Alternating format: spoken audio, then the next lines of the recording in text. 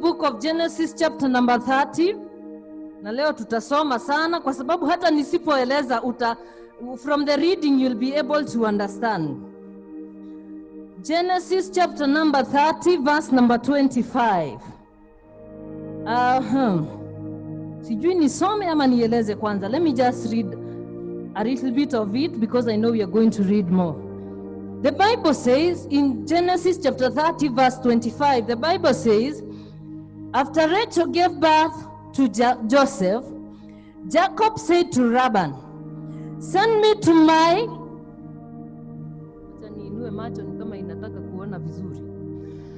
Let me repeat. After Rachel gave birth to Joseph, Jacob said to Laban, send me my way so I can go back to my own homeland. Give me my wives and children from whom I have served you, and I will be on my way. You know how much I have done for you. But Laban said to him, if I have found favor in your eyes, please stay.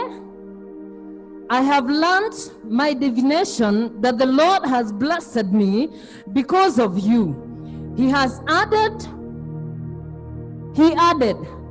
name your wage and I will pay them.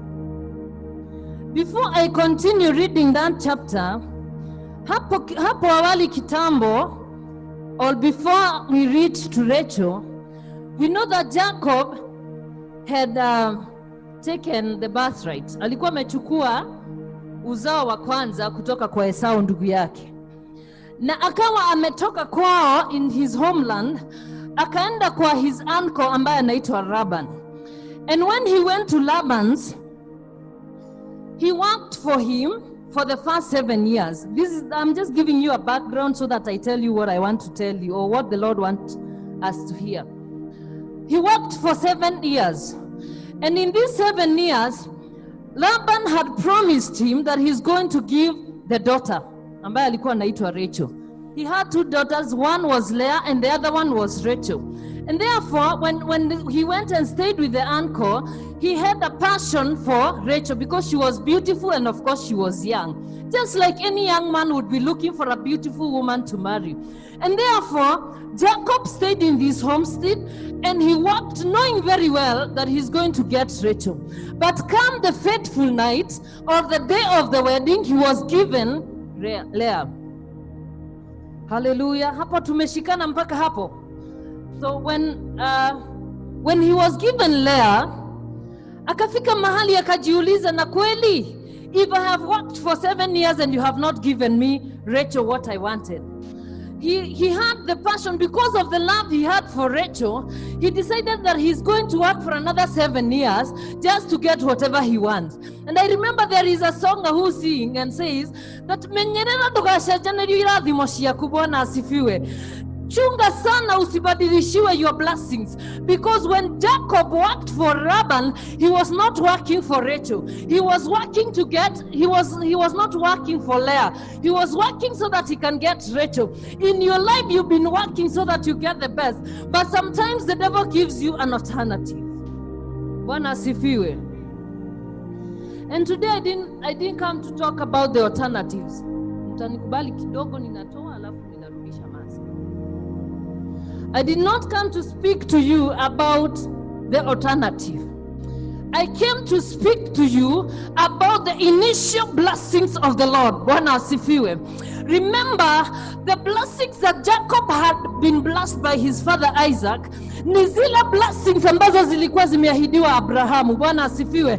When Abraham was blessed by God and he was told that I'm going to make you the father of descendants and descendants of faith, generation to generation. Bwana asifiwe.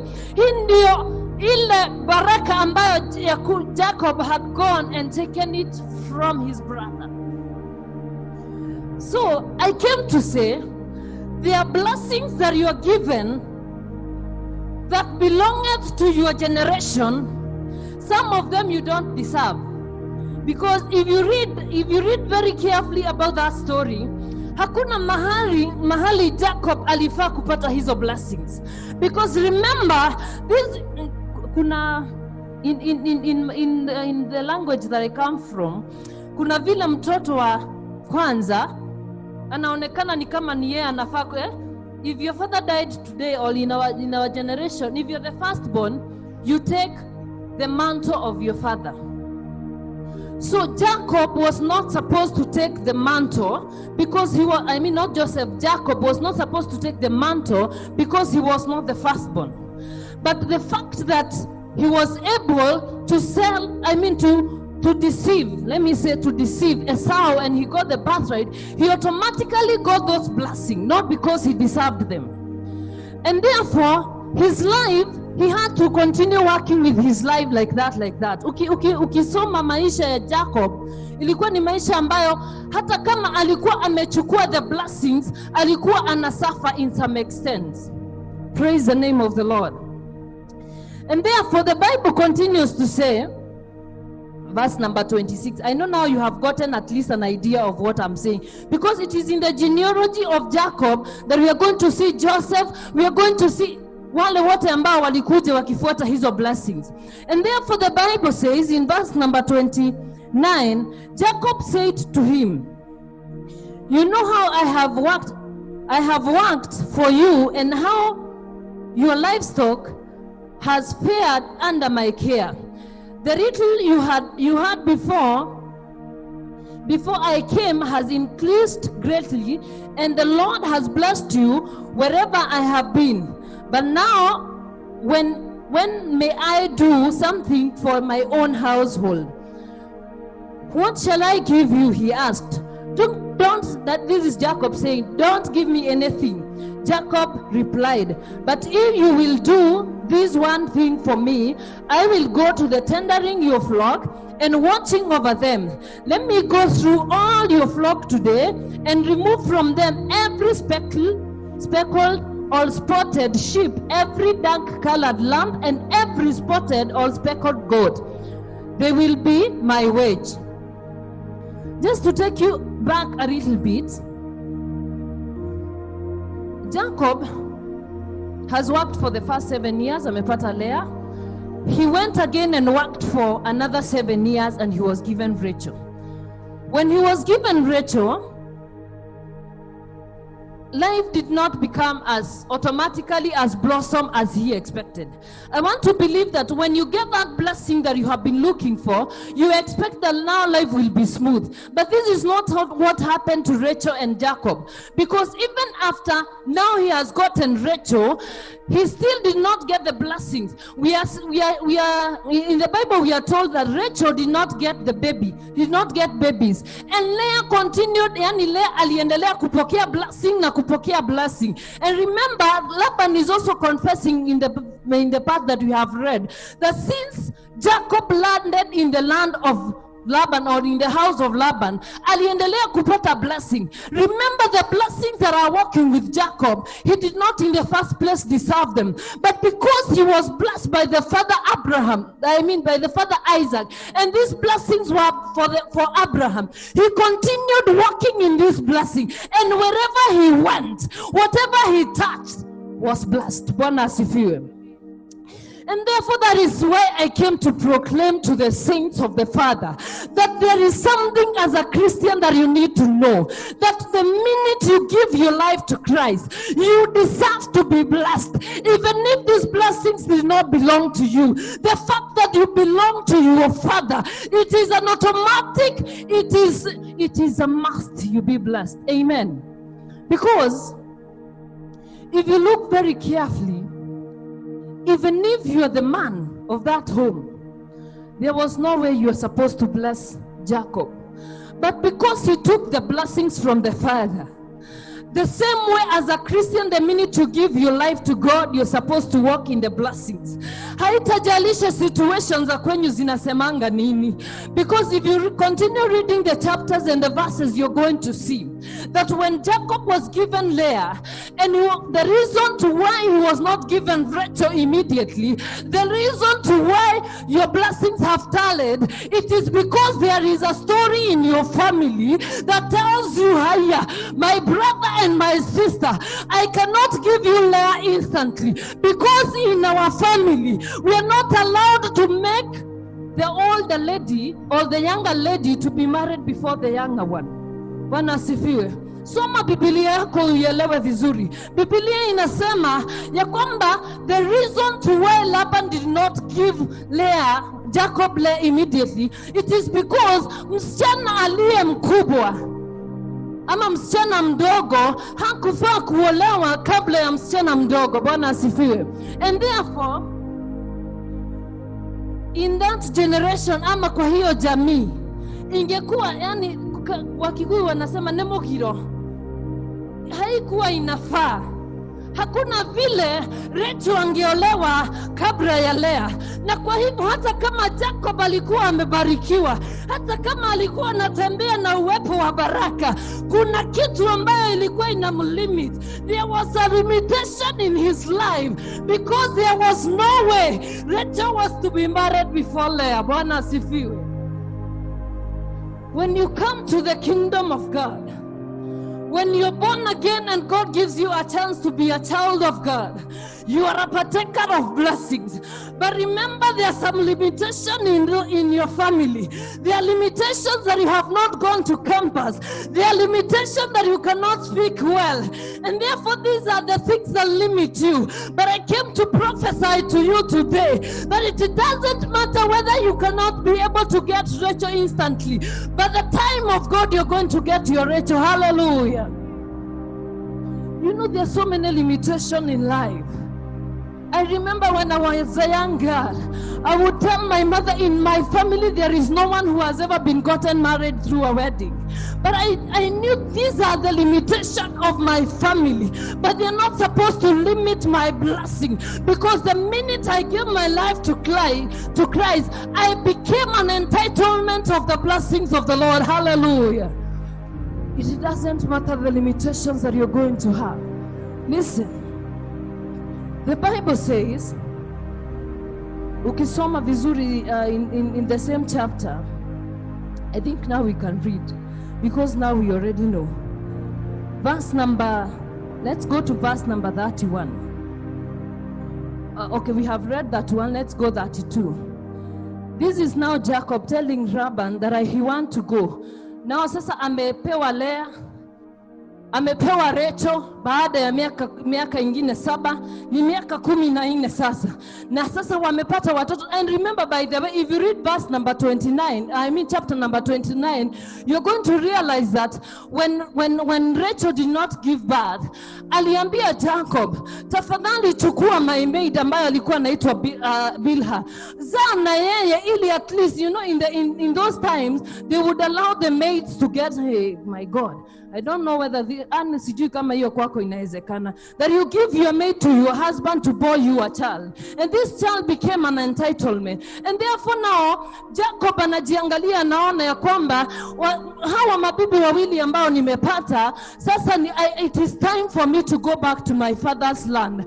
And still Laban is feeling that I have enjoyed the blessings that I have walked with you, Jacob. Laban was very careful to understand that the blessings that he has gotten, most of the blessings were brought by Jacob. And he's very well aware that if I allowed this person to go, then the blessings are going to be out of me. Bwana asifiwe. I don't know whether in your family, I don't know whether in your workplace, I don't know where you, even in the market that you are in, I don't know whether there is a person who can say, by the way, kuna vitu ambazo sisi hupata sababu tu ya entitlement ama sababu tu ya kutembea na huyu mwanadada. Bwana asifiwe. Touch your head and say that I'm going to be the Laban of this generation. I am going to be the Jacob of this generation. That wherever I step, they are going to be blessed because I am there. That wherever I go, they are going to feel the presence of my Maker because I carry the blessings of my Father. Hallelujah. Prophesy again to yourself. Touch your head and say, I know the day I gave my life to the Lord, that I I became a partaker of the blessings of the Lord. And I am not going to die a young woman. I am not going to die a young father. Because life belongs to me. Hallelujah. Hey. Wanaotungojea tukufe hatutakufa. Haleluya. Wanaona tulipewa Lea hatutapewa Rachel, wangoje miaka ingine 7, sababu my Rachel is coming. Haleluya. Na nitakapopokea Rachel, walidhani maisha yangu itapambazuka, lakini ngojea kuna miaka ingine 6 ya kupewa kibali. Haleluya. Because this is a story that after Jacob worked for 14 years, he's still not free to leave the house of Laban. He's still being told that you're going to wait again for another 6 years. Hallelujah. Sijawadanganya. Nataka tusome pamoja. Nafikiri tuende Genesis 31. Please ukienda nyumbani soma hiyo story. Mimi nilisoma mpaka nikajihisi mimi ni Jacob. Nikahisi sasa mimi maybe wewe uko at the point of Leah. Hallelujah. Labda mimi ndio nimefika saa hizi kikomo cha Rachel. Hallelujah. Labda kuna yule ambaye kwa miaka 3 ya kufanyia Laban kazi. Bwana asifiwe. Labda kuna yule amefika miaka 6, sasa anataka kutoka katika nyumba ya Labani arudi kwa nyumba ya baba yake. Hallelujah. Kama dakika zimeisha muniinulie mkono. How many minutes do I still have? Hallelujah. Let's read Genesis chapter number 31. Na ningependa sana kusoma hapo before, lakini because of time, because hapo I think in verse chapter number 34 hapo utaona wakati Jacob amemkataza, Laban amemkataza Jacob kwenda kwa sababu amepata Rachel, alimwahidi akamwambia nitakupa, I'll give you all the spotted animals. But what they did that night, Laban and his children walitoa wale wote walikuwa na madoadoa wakazipeleka mbali, ili wale only the animals that had no spots remained. Na Jacob did not lose faith. Hakupoteza imani yake, akaamua nitaendelea kufanya kazi. Lakini kuna ujanja alifanya. Ukisoma hapo chapter number 30 verse 34 ukiendelea, kuna ujanja ambayo Jacob alikuwa, unajua Jacob alikuwa na kaujanja fulani tangu kuzaliwa kwake, ili hata aweze kuchukua the birthright ya the brother. Alikuwa ametumia ujanja. Sasa amekuja katika nyumba ya Labani, ameona ya kwamba Laban he's lying to him so much, and he also decide that yeye kuna vile alikuwa anatengeneza miti fulani, anaonyesha all the fat and healthy female animals when they are mating, and all the goats that were born after that zote zikawa na madoadoa. Kumbuka Laban alijua kwa akili yake, kwa mawazo, kwa mienendo, kwa taarifa za nchi, ilikuwa ni vigumu sana kupata mbuzi ambaye ana madoadoa. How many have ever seen an animal with spots? Mbuzi, kondoo, sijui mbuzi na kondoo nani ndio nani. Kuna mtu ashaiona? It is very, very rare to get such an opportunity. Na hii ndio baraka ambayo Laban amemwambia Jacob, ya kwamba wale watakuwa na madoadoa ama wale watakuwa na spot, hao ndio wewe utabeba. In the situation of that land, in the times that Jacob was living, it was very rare.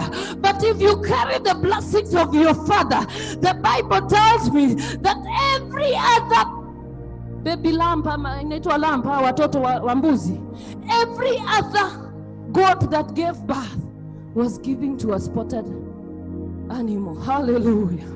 Why do you think this was happening?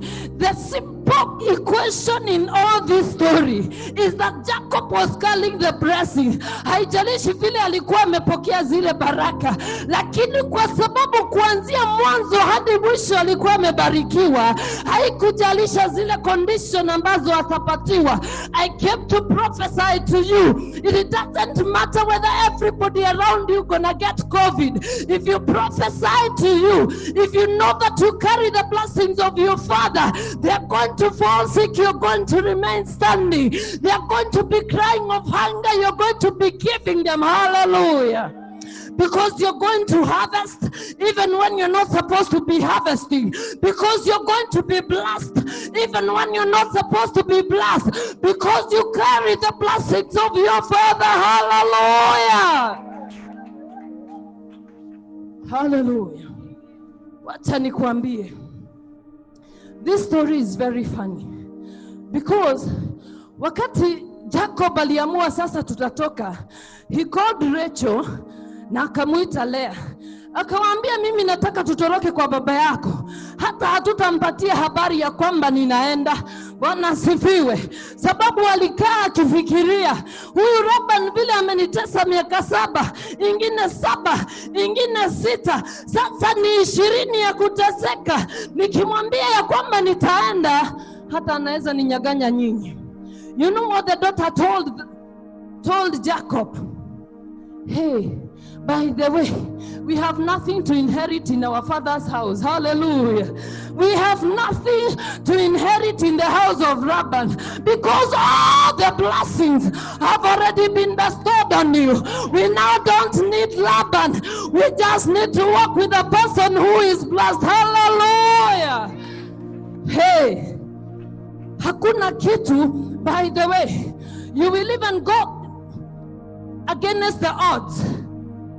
You're supposed to remain to your father. Remember, huyu mtu alikuja kama employee. Alikuja kama mtu ambaye alikuwa ni refugee. Lakini sasa amebarikiwa.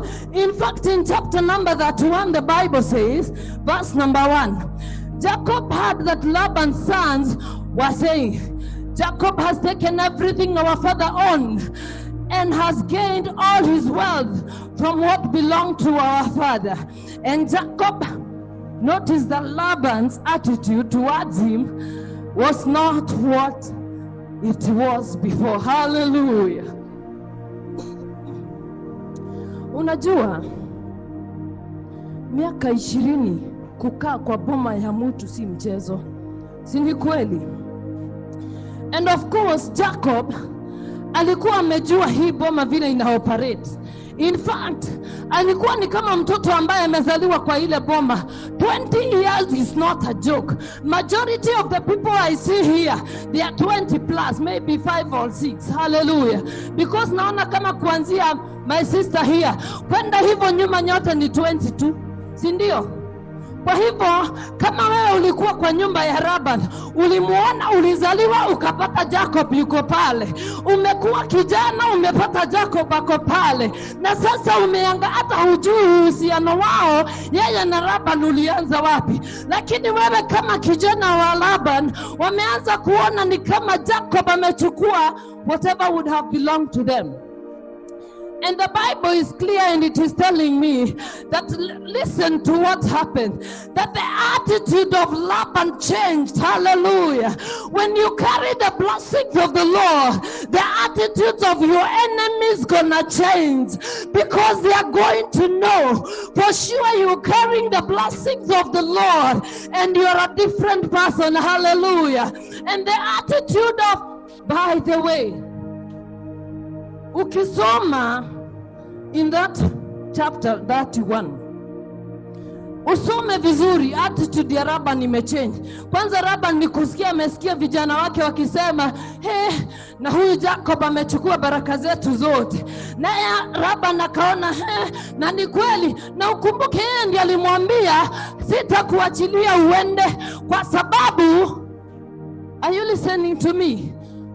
Since uingie kwa hii boma, nimenotice ya kwamba baraka nyingi zimekuja. Tangu uingie kwa nyumba ya Baba, kuna mabadiliko ambayo inatakikana iwe. Ninaelezwa ya kwamba niko na dakika 5, and for sure I will finish in 5 minutes. Listen, I tell you, wakati uko kwa nyumba ya Laban ana notice ya kwamba kuna baraka ambazo zimekuja. Bwana asifiwe. The minute you proclaim that you belong to the Father, there's supposed to be some changes in your life, and the people around you are supposed to experience the change. Praise the name of the Lord. And they are going even to want to be closer to you. But listen, when you listen to, when those people start to listen to the other voices, the attitude gonna change. Laban alibadilisha attitude. Na alipobadilisha attitude, verse number 31, chapter number 31 verse 3. Wakati Jacob alinotice ya kwamba Laban attitude yake imeanza kubadilika, when he was sleeping, the Bible says that Jacob dreamt, and the Bible says that he told him, go back to your father and I will be with you. Hallelujah. When the attitude of the people that you live with begin to change, let me tell you, may God cause you to sleep, and may you begin to dream that you need to take your solutions to your Father, because your God with the blesser will forever be with you. Amen. Kumbuka Jacob alikuwa amebarikiwa na nani? Na baba yake, si ndio? Akapotea akaenda kwa uncle yake. Biblia inasema mahali unaishi ama jambo ambalo unalifanya, attitude ama ukiona you're getting uncomfortable, the Lord is going to make you sleep, and you're going to have a dream, and you're going to return to your blesser. Hallelujah. When the situations of life are going to change their attitude towards you, you're gonna sleep and dream and go back to your maker. Hallelujah. Remember, I told you, the minute you gave your life to Christ, that is when you became a partaker of the blessings. And therefore, when things around you are not working, go back and sleep and dream and go back to your Father. Hallelujah. Hey, wakati Laban alisikia kwamba Jacob amepotea, because it is after 3 days alinotice ya kwamba Jacob amepotea. He reads verse number 31. The Bible says he ran after.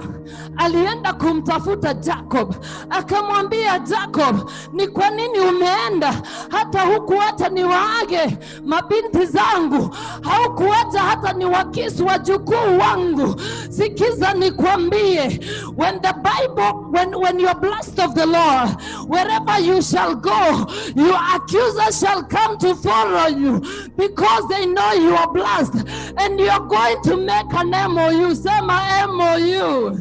Because Laban and Jacob, they made an MOU in a place called Mizpah, and they came and they agreed that I will never fight you and you will never fight me. Hallelujah. We are going to reach a level that our accusers, our enemies, they are going to chase after us, and we are going to make an MOU that you're not going to touch the church, and the church is not going to meddle in your businesses. Amen. This country, this generation need to understand the people that are called by the name of the Father, they are not people to be meddled about. Si watu wa kuchezea chezea. Simama imara sababu umeokoka. Simama imara because you carry the blessings. You may not deserve them, but because you gave your life to Christ, you are supposed to walk like a blessed person. Stand firm. Those enemies are going to seek after you, and you're going to make an MOU that don't touch the house of the Father, and I am not going to meddle in your businesses. Amen. Let us stand up.